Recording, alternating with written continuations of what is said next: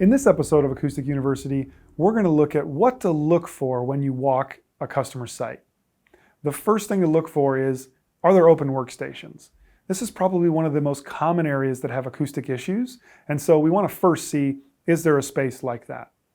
And then the first thing we want to look for is, are they cubicles? Are they high-walled, low-walled?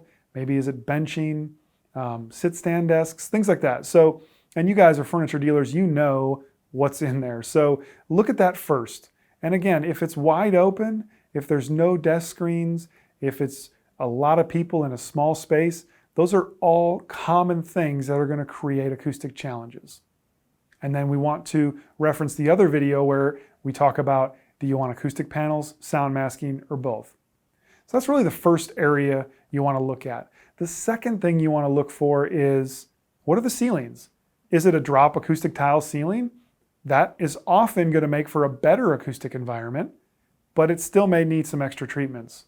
But I can tell you something, if there's no ceiling at all, if it's exposed concrete or metal, you're very likely going to need some absorption in that space to make the sound masking work and just to make it a workable space for everybody to actually show up and do their job at every day. So that's the second thing to look for, is the ceilings. And once you know that, you can start getting into what solutions make sense in that space. The other thing to look at is there a lot of glass? Are there glass walls or lots of windows? Are there spaces where it looks like there'll be a lot of reverberation because of that? If there is, that's a dead giveaway that they're going to need some acoustic material in that space to make it better for them.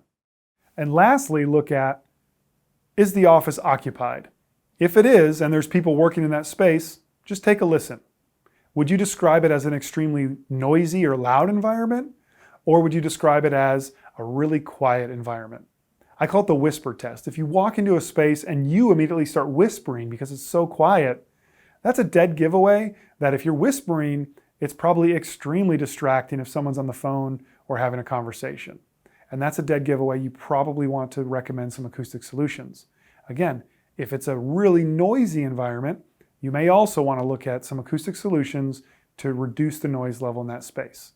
If you would say it's kind of in the middle, it's active, but not too loud, not too quiet, then we can have a conversation, but that may not be the perfect example of where you need to do acoustic treatments.